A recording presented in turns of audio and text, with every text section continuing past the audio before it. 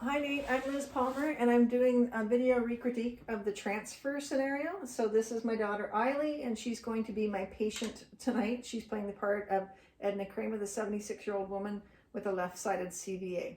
So the first thing I would do is I would take my worksheet to the nurse's station. I would fill it out with her name, her birth date, her client ID, her transfer instructions, along with the fact that she's got a left-sided CVA and any transmission precautions and doctor's orders.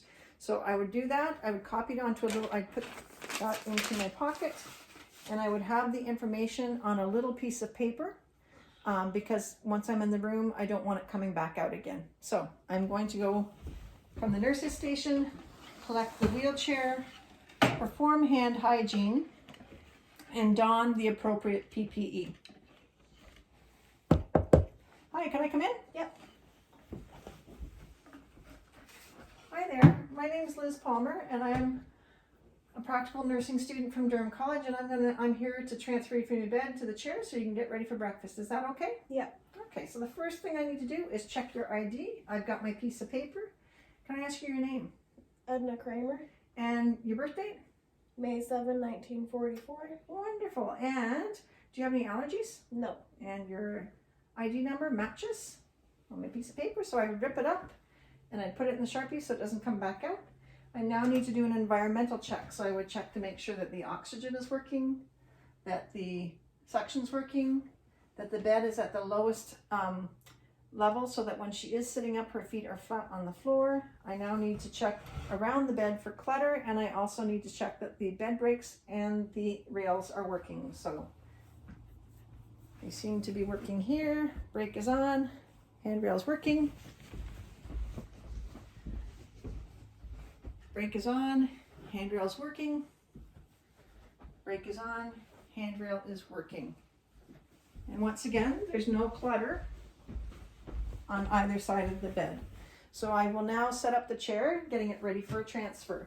She's left-sided CVA, so she's left-sided strong. I would set the chair up on the head of the bed at a 45-degree angle. I will take off the foot pedals and tuck them underneath the bed so it's not a tripping hazard, and I would put the brakes on.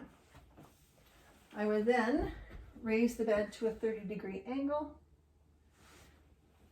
And I'm going to have you roll over onto your good side, Miss Kramer. So I'm going to ask you to bend your leg and cross your arm across here. On the count of 3, I'll have you roll to your good side, okay, towards me. 1, 2, 3. Excellent. How are you? Any I'm pain? okay. Okay, now I'm going to put my arm under her shoulder to support her head and neck, my other arm behind her knees, and we're just going to tip you up so that you're sitting up, okay? Yep. 1, 2, 3. And I would make sure that her feet were flat on the floor and that I waited for at least 1 minute or till however long it takes to ensure that she's not struggling with postural hypotension. So 1 minute has passed. Are you feeling dizzy at all? No. You're okay? Yeah. Okay, I'm going to put on your shoes now.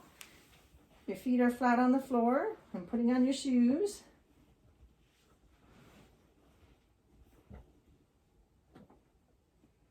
There we go. And I'm going to raise the bed just slightly so that her hips are slightly higher than her knees, but her feet are still on the floor.